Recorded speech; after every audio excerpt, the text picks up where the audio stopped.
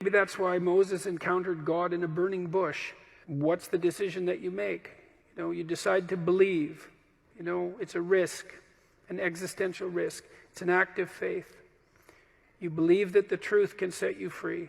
You believe that people have an intrinsic divinity about their soul. You decide that you're going to live in that manner and that you're going to let everything about yourself that isn't worthy of that goal die.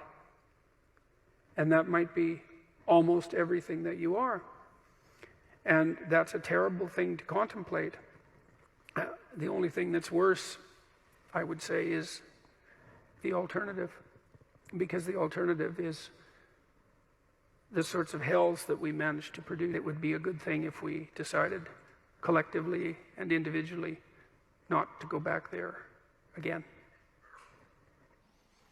Thank you.